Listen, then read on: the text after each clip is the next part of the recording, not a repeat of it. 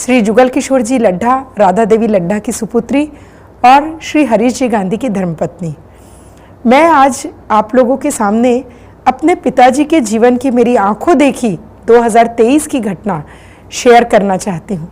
बात लगभग मार्च अप्रैल 2023 की है।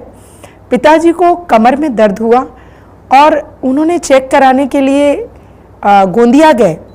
वहाँ जब चेकअप हुआ तो कुछ थोड़ा सा डाउट हुआ डॉक्टर्स को कि कोई गंभीर तकलीफ हो सकती है। इसके लिए उन्होंने आगे चेकअप के लिए रिफ़र कर दिया नागपुर। जब वे नागपुर गए और उनका पूरा चेकअप हुआ तो रिपोर्ट में आया कि उन्हें कैंसर है, और कैंसर भी ऐसा जो पूरी बॉडी में फैल चुका है। कह सकते हैं कि 4th स्टेज का कैंसर। डॉक्टर्स ने कहा कि 6 महीने का समय इनके पास है, उससे ज़्यादा अब जिंदगी नहीं है। सुनते ही पिताजी तो क्या पूरे घर वाले सकते में आ गए। हम सब का मन इतना बेचैन हो गया कि ऐसा कैसे हो सकता है, क्योंकि हमने बचपन से पिताजी को गायत्री साधना, ब्रह्म मुहूर्त की साधना, कई अनुष्ठान और ना केवल साधना बल्कि दौड़ दौड़ कर गुरुदेव का कार्य करते हुए देखा है। 20 साल वो गायत्री शक्तिपीठ राजनांदगांव के व्यवस्थापक रहे और अपने इस व्यवस्थापक काल में उन्होंने मिशन के कार्यों को गुरुदेव की योजना और उनके सपनों के अनुरूप शक्तिपीठ को तैयार करने के लिए एड़ी चोटी का जोर लगा दिया और राजनांदगांव गायत्री शक्तिपीठ को बहुत ऊंचाई पर पहुंचाया। चाहे वो गुरुजी के विचारों का प्रचार प्रसार हो, जेलों में कैदियों के बीच में गुरुजी के विचारों का कार्यक्रम करना हो, चाहे दीवार लेखन हो, चाहे मंत्र लेखन साधना का प्रचार प्रसार हो, ऐसे कितने ही कार्यक्रम, गरीब कन्या का विवाह हो, स्वावलंबन की दिशा में उन्होंने कितने गरीब लोगों का स्वावलंबन के द्वारा उनको आगे बढ़ाया। ऐसे पूरे रचनात्मक कार्यों को उन्होंने गति दी। जीवन भर उन्होंने मिशन का कार्य किया। ऐसे कैसे उनके साथ हो सकता है?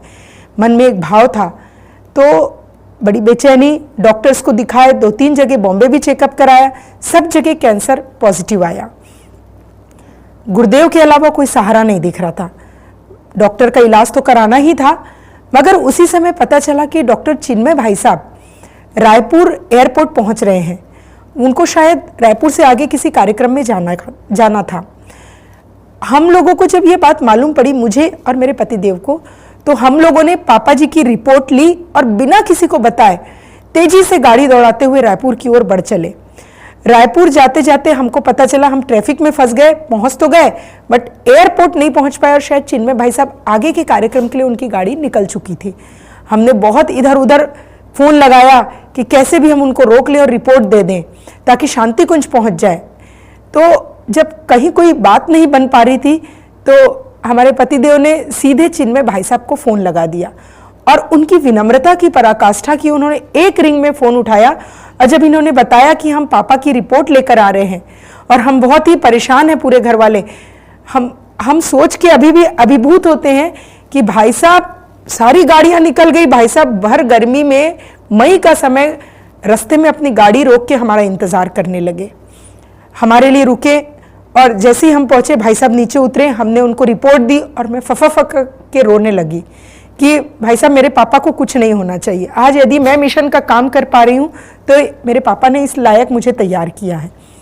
चिन्मय भाई साहब का हृदय बहुत द्रवित हुआ। उन्होंने कहा, दीदी आप रोइए मत, हम आपकी अर्जी गुरुदेव तक पहुँचा देंगे। वो रिपोर्ट दूसरे दिन आदरणीय शैल जी के पास पहुँच गई और तुरंत हमको मैसेज भी मिला कि आप मेडिकल चेकअप और इलाज कराते रहिए, हमने गुरुदेव के आगे अर्जी लगा दी है। बस इतना सुनना था कि मन में बहुत बड़ा ढांढस बंधा। समय बीता और फिर से पापा जी का चेकअप जब शुरू हुआ, चूंकि शांति कुंज में अर्जी लग चुकी थी, शैल जी का आशीर्वाद आ चुका था, तो चेकअप हुआ तो बॉम्बे के फेमस कैंसर स्पेशलिस्ट जो नागपुर आते हैं, नागपुर की बहुत बड़ी हॉस्पिटल में, उन्होंने जब वापस रिपोर्ट ली, वापस चेकअप किया तो वो दंग रह गए। पापा जी बोले कि मैं इस उम्र में कीमो नहीं ले सकता, गुरुदेव मैं संतुष्ट हूँ, मुझे आप अपने साथ ले जाइए। लेकिन बच्चे हैं, हमारा मन कहाँ मानता है। तो डॉक्टर से हमने कहा कि कीमो की तैयारी कर सकते हैं। डॉक्टर ने कहा कि हम कैसे करें, थोड़ा सा एक टेस्ट और करना है। फिर उन्होंने टेस्ट किया तो बोले हम समझ नहीं पा रहे हैं, इनकी दूसरी रिपोर्ट पहले को क्रॉस कर रही है।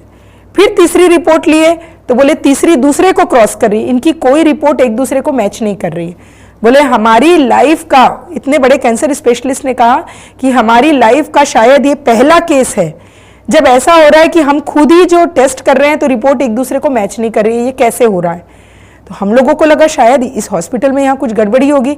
तो मेरे भैया, मेरे दोनों भाई लगे हुए थे इसमें, तो मेरे बड़े भैया फिर से उनको दूसरी बड़ी हॉस्पिटल में ले गए कि कहीं हमको धोखा ना हो जाए। तो दूसरी बड़ी हॉस्पिटल में जब चेक कराए तो वापस वैसे ही आया कि कोई रिपोर्ट एक दूसरे को मैच नहीं कर रही। ये कह सकते हैं एक चमत्कार जैसे होना शुरू हो गया। तो फिर बड़े भैया ने बोला कुछ तो इलाज शुरू कीजिए।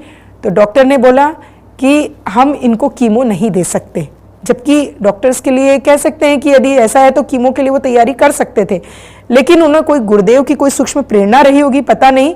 उन्होंने कहा इनको कीमो देने की जरूरत नहीं है, इनकी रिपोर्ट एक बदलती जा रही है तुरंत, तो इनको 4 गोलियां लेनी है रोज सुबह और 1 इंजेक्शन आप राजनांदगांव जाके किसी कंपाउंडर से महीने में 1 बार ले लेना, हड्डी मजबूत करने का। हम सभी दंग रह गए, ये हो क्या रहा है। लेकिन अब डॉक्टर्स, इतने बड़े डॉक्टर कैंसर स्पेशलिस्ट बोल रहे हैं तो हम ले आए उनको और बिल्कुल वैसे ही शुरू कर दिए। और बस गुरुदेव की शांति कुंज से जो दी हुई भभूत थी वो देते रहे, नियमित साधना चलती रही। हमारे घर में सभी लोग अनुष्ठान और साधना बढ़ा दिए। गायत्री मंत्र का अभिमंत्रित जल भी चलता रहा और वो दवाई, 4 दवाई और 1 इंजेक्शन महीने में 1 बार, साधारण सा। आप यकीन नहीं मानेंगे, ये 2 महीने तक चला। उसके बाद वापस उनका पेट सिटी स्कैन हुआ, जो पेट टेस्ट होता है कैंसर का, तो पता चला बॉडी से पूरा कैंसर खत्म हो चुका है। मतलब ये देखने के बाद क्या कहें, किसकी श्रद्धा, वैसे भी सभी जुड़े हुए थे, किसकी श्रद्धा और नहीं बढ़ जाएगी। तो हम सभी शांति कुंज पत्र लिखे, हमने ये सारी घटना बताई।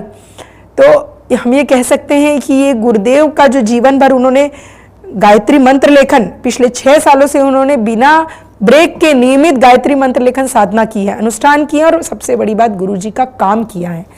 और आदरणीय शैल जी और चिन्मय भाई साहब ने जो एफर्ट लेकर के रिपोर्ट पहुंचाई, तो ये शांति कुंज का आशीर्वाद था कि आज मेरे पिताजी, आज इस घटना को 2023-2025 हो गया, पूर्णतः स्वस्थ है और पहले से कई गुना ज्यादा गुरुदेव के कार्य में लगे हुए हैं।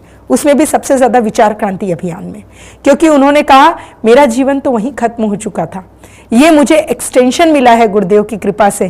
तो और वैसे भी गुरुदेव ने कहा है तुम मेरा काम करो, मैं तुम्हारा काम करूंगा। गुरुदेव का यदि हम छोटा सा भी काम करते हैं वो कई गुना करके कब लौटा देते हैं हम कह नहीं सकते।